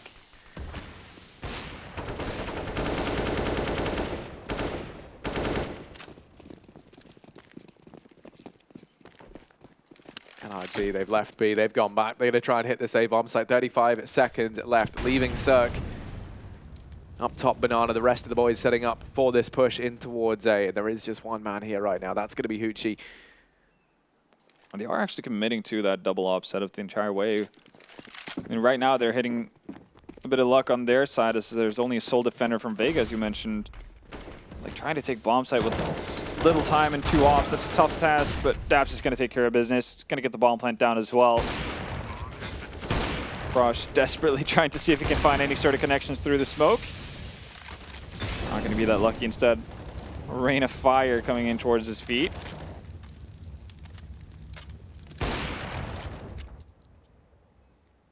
Tony Black wrapping round through short. Chopper boosted up, but Ethan's ready. They're not going to fall for that boost once again. And there's the wrap round from Fugly, solidifying that round. 17 to 16 in favor of NRG. They're looking to finally close this one out. This was 12-8 in their favor at one point in time. And then it was a monstrous comeback from Vega. They were actually the first team to actually reach match point, which just seems mental when you consider, you know, how strong a start NRG got off to in both of these halves. Absolutely. I mean, just from the start of the CT half, you would imagine, like, NRG seemed so poised to just close this out, make a quick match out of it. Ethan coming off extremely strong. There's everything just faded within an instant. Right now, they really have to battle through this overtime. This has not been easy for them. Well, going into second half of OT, let's see what Vega Squadron could be able to muster up. And I mean, to be fair, they did have a more successful T side than CT side. That's definitely to consider. We'll see if that rings true as we go further. Like, to me, one of the most impressive things for Vega Squadron here is the fact that they're able to play this close with energy and actually have them, you know, in almost in a knee stand, right? And that's without Chopper having a, you know, particularly impactful game. He's not really doing a whole lot in that sense.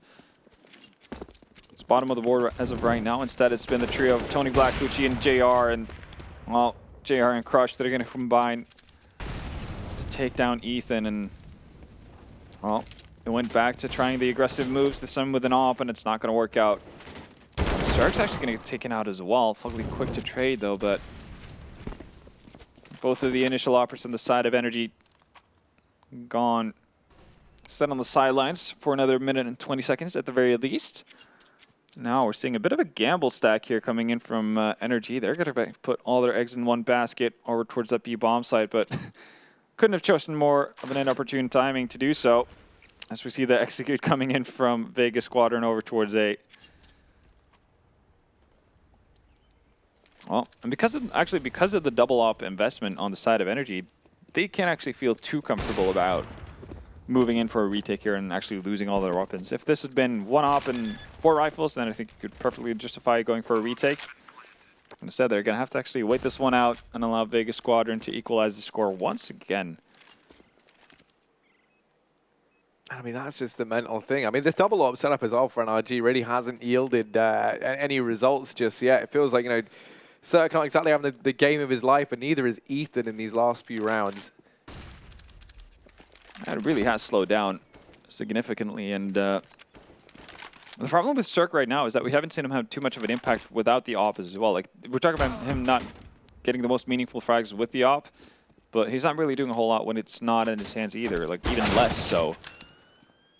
It just feels mental because you think about these two teams' accomplishments, right? You look at NRG, they just come off the back of that 3rd, 4th place finish in New York for ESL 1. They win IEM Shanghai in the grand finals. I think that was versus Tai Lu. Exactly. You know, these guys just have such a good history of runs at events. Then you look at Vega, who, I mean, what have they even done really aside from playing at the major? And even then, you know, their results there weren't fantastic. You kind of look at the rest of their results, and, you know, for the most part, they're just failing to qualify for stuff. So, yeah. you know, it's certainly not like a comparison that you even feel like you should be making. It shouldn't be this much of a close game. But that's a very nice couple of nades down Banana to open things up. Ethan is going to go ahead and drop JR. Finally, this double op setup starts to yield some fruit here for NRG. Uchi over here towards the apartments. Tries to go for that spray, just going to slightly miss it, but Fugly is on the other side, so The rest of the players over here towards this B-bomb site, and that's where Ethan and Daps lie in wait. Ethan with the AWP in hand. They have saved their utility well here inside of B as well to the latter stages of this round. Minute and 10 seconds left, and still everything you could possibly need to repel a set piece. So Vega don't want to run the risk of loading all their eggs into one basket, throwing out everything they've got, but they're going to go for it. And there's Ethan chiming in with one. Now we see this utility come on out from Daps and Ethan. It slowed down the play, and you can see Vega, they've used all their smokes, all their utility. They've got one flash and a molly left to try and make this play happen. And as that timer ticks on down, these rotations coming in, the smoke in CT going to start to dissipate now.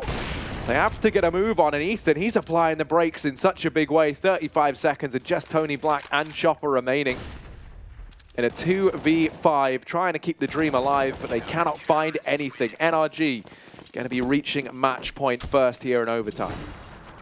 And that was not the round you wanted to see out of Vega. Did a total of 6 damage that round. It's not ideal. But yeah, as you mentioned, starts off with a extremely solid double nade down banana that does a ton of damage onto JR and Crush, and then Ethan's finally able to make something work with that op and the aggressive peak. And as things start to swing the way of energy, so do the odds. We'll see what Vega can potentially scrape together here for the last round. Again, still full buy. Nothing really to worry about in that camp. And Ethan, ooh, it's going to take significant damage there. Has to fall back, so that does mean he's too low HP to actually be the sole defender of the B-bomb site. And is going to spread the defensive energy a bit more than what we've seen in the first half. And again, Vega Squadron, they're just going on fact-finding missions here. Bombs drop, they have no intention of actually committing to anything immediately. Ethan trying to peer over the smoke. Eventually leads to absolutely nothing. Yeah, I'm glad he gets down for that. 15 HP, that's a position kind of people spam anyway. So as the smokes are there, you feel a bit anxious. Luckily enough, he's backed away. He's going to live to fight another day. It's Cirque going aggressive over here towards Long. This bomb's gone rotating back, looking like they might try and force a man in through CT for the wrap round. But to do that, you have to overthrow Cirque, and it's just not happening. Crush left here to try and pick up the pieces inside of B, but there's only 30 seconds and the bomb is down at the feet of Daps. These rotations pouring in. Cirque now homing in his sights on this CT position, and there's just no way past him. One more kill and NRG will be locking in this map. It all falls onto JR, and there is Cirque besting him in the AWP duel at the very end. So it takes them a little bit longer than perhaps we expected, but NRG, they get it done here on Inferno. Yeah, they get it done barely. Has to be the key word there. Not an impressive showing from Energy. I expected a lot more. We did see spurts from each individual, or I guess from 3 of the, that trio of stars that Energy possesses.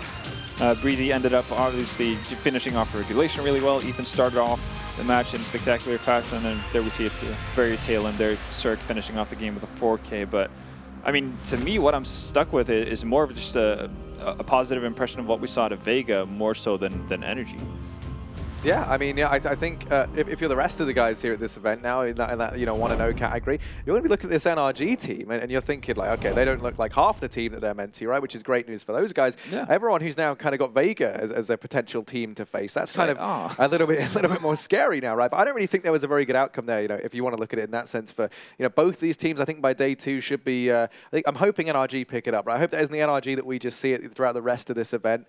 I'm hoping it's just a slow start, right? The jet lag still kicking in. Maybe I'm trying to find all the excuses I can, Halvor, for that from those guys. Yeah, no, I mean they're going to have to pick it up because otherwise they're not going to be staying in the tournament for all that long. That's really just the fact of the matter. And I think Vega had plenty of opportunities to actually get away with this this match as well. So could have very, very quickly been Energy starting off the entire series or entire tournament with an 0-1. Yeah, it's one of these weird situations where it almost doesn't feel like a win for the winning team. It almost feels like Vega can walk away from that feeling perhaps even maybe not happy, because I think there was definitely a time where they could have closed that out, right? Yeah. But for NRG, it's a victory, but it's really not a win on the grand scheme of things, right? Like it's a victory with a sour taste in your mouth, right? It's very bittersweet. Yeah.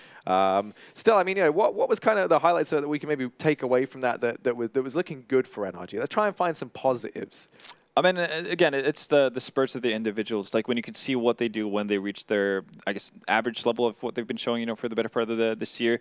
That's really cool, and that's what excites you. But you have to see that more often than what we've seen so far in this game. Well, speaking of finding positives, we have our very positive interviewer, Frankie, standing by with the boys from NRG.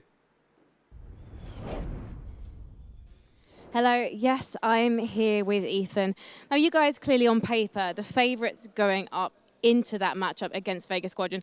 I do have to ask though, because you guys can be absolutely brilliant, but then you can also be quite inconsistent. I need to ask, do you have a problem playing on LAN? We have a problem with first days, I think. I don't know, for even like the last StarSeries, we started out really bad, like 0-2, but I think hopefully we can do a lot better this time. Well, hopefully. I mean, you did come second at the last StarSeries. Do you think you are going to be able to go one better this time round? I think we can win it, yeah. But mistakes were made today because no one was expecting Vega to, at one point, overtake you. What's the plan for you guys tonight? Definitely going to go over the game. That we made a lot of mistakes, so we're just going to try to fix all those for the next match tomorrow. Who would you particularly like to face? Because I know that last time you met Mouse at ESL 1 New York, they did knock you out of the competition, but you did get to the quarters, and you have seen them recently. So potentially, maybe you're going to get the upper hand this time round? Hopefully, but I think we want to play North was like the people we wanted to play the most. Why do you want to play North the most? We're just most comfortable with teams that I think everyone else is kind of an underdog, so we're not very comfortable playing underdog teams, but I think we match up really well against North. Why do you feel more comfortable playing a team that you feel you match up well against, like evenly against? Why do you not like an underdog? They just play more random, I think, so it's harder for us to predict and like kind of just like play the way we normally do against better teams. So I think it's easier to play more structured teams, I guess. Well, we've got the draw tonight, so we'll be finding out who you're playing very soon. We've just got 2 more matches to go before then. So I'm going to let you go and get ready. Commiserations in a way, Ethan, but actually congratulations, because you did win. I know I'm talking a bit like you didn't. It's because I know you're fantastic. And I know that you're going to come back tomorrow absolutely fighting. Do you agree? I agree. Thank you. Thank you very much, Ethan. Now, are we handshaking? We're handshaking, okay? He's made me a promise. Tomorrow, there's no overtime. It's going to be 16-0 against whoever you come up against. So thank you so much again, Ethan.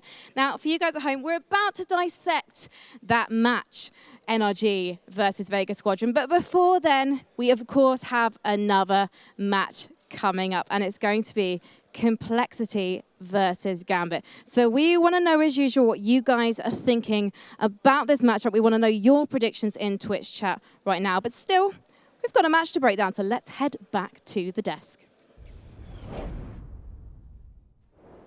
Thank you very much, Frankie. Yes, we are back on the desk, and it's time to look at NRG nearly getting swallowed alive by the Sharks, just about hanging in there, maybe just getting caught off guard a bit, losing their confidence against a Vega that was actually able to frag pretty well. Wasn't the smoothest ending. It was like when Ethan went in for that handshake there. He said it wasn't the right time. He pulled back, he waited, but they did execute at the end, and it did end the interview. No, obviously NRG was in great position throughout this game. Yeah, they gave up some rounds early on, but they looked in commanding control towards the end. Another example of, unlike Big, they didn't blow it in overtime. They did secure it at that point in time. It's kind of like we said, the guys on this map, it was going to be hard for Cirque to exert himself that much. Like T-side AWP on this map, you're not going to get that many opportunities free, like an AWP duel that you want. Ethan and Breezy did a good job generally. Massive props to Vega Squadron, because like I said, I thought the one-win conditions, Chopper's got to have a massive game, and he had anything but. He was terrible for most of the game, actually, and they still were right in it. Yeah, this was actually really reminiscent of how it looked when when Vega Squadron played Astralis at the Major, another team that's very good on Inferno. Chopper started 0-14, I believe. This game he starts 0-8, ends the game with 13 kills. Like you said, Breezy and Ethan came up very big for NRG throughout this entire game, and it wasn't until OT, I think, where Cirque really got going with the AWP.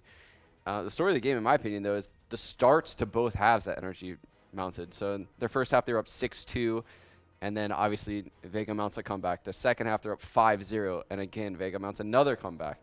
So it looked going into OT that Vega Squadron was the stronger team on these full gun rounds, but NRG solved some kind of dilemma that they had clearly, and honestly, they probably should have won almost every OT round that they played.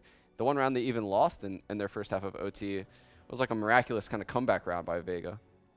Now, looking at Vega in general, right, we saw Tony Black have a pretty good game. Hutji was in there as well, stepping up. So they're showing they've got some capable players in there. But again, it's just not enough for them, even in this best of one. So do we consider this as like, okay, it's probably the best game they'll have off the back of it? Or do you think going into this 0-0 that we can see them maybe bounce back at all? Because it's just a storied lineup of they only do so well and never get all the way. I mean, depending on who they play, there's definitely easier opponents than this to play. There's also opponents that will give you maps like Mirage, etc. So they're going to have chances for upsets. Problem is, this is the one that's got away from them. Like, this is the one where later on, this could be the deciding plot between getting a playoff spot or going out in 3-2, which is what they probably are heading more towards. Because I feel like with some of the lower level competition, the Fraxes of the world, they could really get surprised by a team like this. Yeah, I agree. I think Vega Squadron will be fine going on for the rest of this tournament. Their skill level on their individual players should grant them, at very least, a couple wins in this group stage, because they are a very skilled team. Their map pool, if they place, that's the thing, is their matchups really are dependent on whether they're going to succeed or not, because their map pool isn't deep enough to play, maybe a big clan who's going to force them to play their 4th or 5th best map. That could ultimately be their demise. Just shows how you actually can change people's perceptions by rebranding something, because Kibaka was pretty crap, but Tony Black's not bad, actually. Not bad. It's not bad. Smooth with that, but looking at the scores on there, Breezy having a solid game. Tony Black was up there as well. But Cirque, like you said, okay, he didn't get the chance on T side, but he was still able to deliver as soon as he was given the big green gun to work with. So I'd say overall NRG can be happy, but maybe just disappointed with how they even let it get to overtime, right? Well, yeah, you would think if your big trio like that is fragging like at that level, you get these nice starts to the half, that should really be game right there. That's what the real concern is. Like, I can't really put too much on Vega Squadron. They did a decent enough job. But for your NRG, you should have closed this game out a long time ago. That's why the Astralises of the world, that's why they're so dominant. When they get that sort of chokehold, or either just game over, they don't allow these big comebacks. Yeah, that is a really weird sign for NRG. The fact that, like you said, their big three came up exactly how they should. They all played great games. They had amazing starts to both halves, and still they found themselves in OT in this game, which is weird because they hit almost every win condition that they would have needed. So a little bit scary for NRG moving forward, but I guess the biggest thing is that they got the win. Now, off the back of New York as well, right, you look at NRG and you think, okay, these kind of games, these early games should be kind of easier for them now. We obviously used to say, oh, yeah, they're very online, but now it's kind of changing. They're getting these bigger events in play. Surely there should be no nerves, even facing a Vega Squadron at this point. So I'm just wondering, like, what can they really look at here and say, oh, what was the reason we let this drop the ball a little bit? I mean, it doesn't have to be nerves. Like, that's it. This is what's funny about the game of Counter-Strike, is there's always be an excuse. So when you're an underdog, oh, we had nerves, we're getting experience. Then you become a top team, a ranked team. Well, now we were the favorite. There was a lot of pressure on us, We were playing an underdog. We don't know who those guys are. There'll always be an excuse, So at the end of the day, the best teams come along. Astralis is a favorite in every game. They win most games. FaZe clans of the world make the playoffs every time. It's like everyone's got their expectations. Everyone's got an excuse they could go to.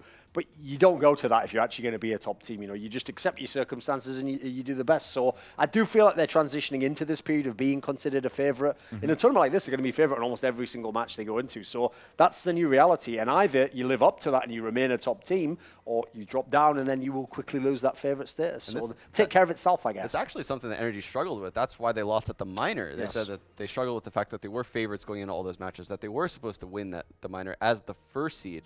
And they obviously didn't end up even qualifying for the major. So obviously they're handling it a little bit better now. Well, guys, that is it for us on this part of the segment. Before we go and say that actually you can go to CS Money and exchange your skins and do better from your skins for that. But we will be back very shortly and we'll be breaking down Gambit taking on Complexity, which is sure to be a crazy game given the fact what we've just seen from Gambit going into New York.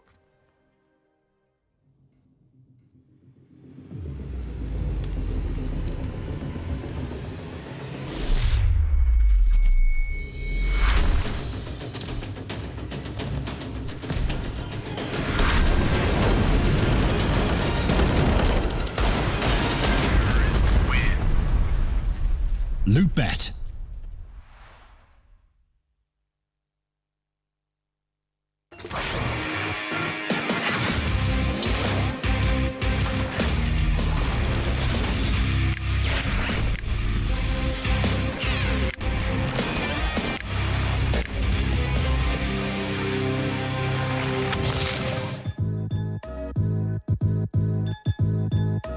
With Hellcase multi-cases, you're no longer restricted by random case opening mechanisms. Now, you are able to pick any of the cells containing skins and actually determine what you win. Use the promo code and dive right in.